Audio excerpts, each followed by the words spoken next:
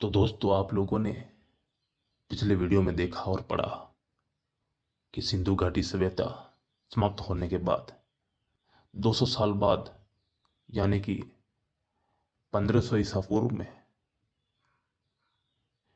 वैदिक लोग यानी आर्य लोगों का आगमन हुआ था हमारे भारत में। वहीं से दोस्तों वैदिक सभ्यता का निर्माण हो गया था, यानी कि आर्यों का आगमन हुआ, यानी कि वैदिक सभ्यता का आरंभ हो चुका था। दोस्तों, वैदिक सभ्यता इसीलिए बोला गया है क्योंकि उसी समय से वेद लिखे गए। और दोस्तों, 4 वेद थे और चारों वेदों को उसी समय से बारी बारी लिखा गया था। तो दोस्तों, मैंने पिछले वीडियो में कुछ जानकारी बताई थी, तो कुछ जानकारी सटीक नहीं होने के कारण मैं फिर से कुछ जानकारी मैं इस वीडियो में आप लोगों को बता देना चाहता हूँ। दोस्तों, उन लोगों का एक समूह था और वो समूह से ही भारत में आए थे। उनका कोई अलग अलग समूह नहीं था, उनका सिर्फ एक ही समूह था दोस्तों। और उस समूह के माध्यम से ही वो इकट्ठा होकर ही भारत में प्रवेश किए थे।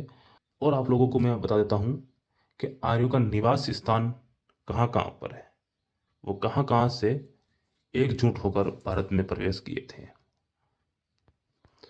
दोस्तों, एक है गद्सियम जोन्स यूरोप से, दूसरा मैक्स मुलर मध्य एशिया से, और तीसरा बाल गंगाधर तिलक उत्तरी ध्रुव से, और चौथा दयानंद सरस्वती तिब्बत क्षेत्र से, चौथा डॉक्टर संपूर्णानंद आल्पस पर्वत यूरेशिया से। तो दोस्तों, कुछ स्थान जो मैंने अभी बताए हैं ये कुछ पुरुष हैं जो कि आर्य लोग कहलाए गए हैं और ये अलग अलग क्षेत्रों में भारत में प्रवेश किए थे। तो दोस्तों, मैंने अभी बताया आप लोगों को कि एक समूह में ये लोग रहते थे, परंतु जब ये लोग भारत में आए थे तो एक समूह में रहते थे। बाकी इनका कुछ क्षेत्र था जब ये अलग अलग क्षेत्रों में भारत में प्रवेश किए थे। तो दोस्तों, आगे जब बात बढ़ती है तो वैदिक सभ्यता की, जो वैदिक सभ्यता थी, जो लोग थे, वैदिक कालों में बढ़ गए। यानी कि जो समय था, जो वैदिक काल का समय था, उसको 2 भागों में बांट कर इतिहास बनाया गया है और उसकी जानकारी जो है 2 भागों में बांटी गई है दोस्तों। शक वैदिक काल और दूसरा था उत्तर वैदिक काल। तो दोनों में दोस्तों अलग अलग धारणाएं बताई गई है, अलग अलग इतिहास बताया गया है और अलग अलग जानकारी बताई गई है। तो शक वेद के अंदर 1500 ईसा पूर्व से लेकर 1000 ईसा पूर्व तक कुछ जानकारी दी गई है और उत्तर वैदिक काल में 1000 से लेकर 600 ईसा पूर्व तक कुछ जानकारी जो बताई गई है। उसमें जानकारी क्या है दोस्तों, शृंग वैदिक काल में दोस्तों शृंग वेद का निर्माण हुआ, शृंग वेद को लिखा गया और उसमें जानकारी डाली गई जो कि 1500 ईसा पूर्व से लेकर 1000 ईसा पूर्व तक उसमें लिखित प्रक्रिया डाली गई थी, यानी शृंग वेद लिखा गया था।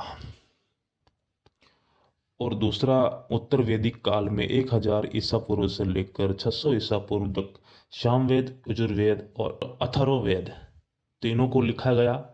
उसमें जो भी लिखित जानकारी थी वो इन 1000 ईसा पूर्व से लेकर 600 ईसा पूर्व तक जो भी डिटेल, जो भी कुछ भी थी, घटनाएं, कुछ यंत्र मंत्र तंत्र जो भी है, सब कुछ इस समय में लिखा गया था दोस्तों।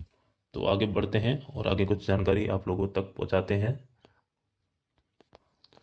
तो दोस्तों, आप लोग समझ गए होंगे कि हमने भी आप लोगों को क्या बताया कि इसमें दोस्तों जो कि कुछ जानकारी जो है वैदिक काल के जानकारी, सूत्र के पुरातत्व सूत्र क्या था, बोगाज कोई अभिलेख 1400 ईसा पूर्व में इंद्र, मित्र, वरुण, नास्य भगवान, कप्यासाई अभिलेख ईरान की शाखा भारत में आई थी, ऐसा भी बताया गया है।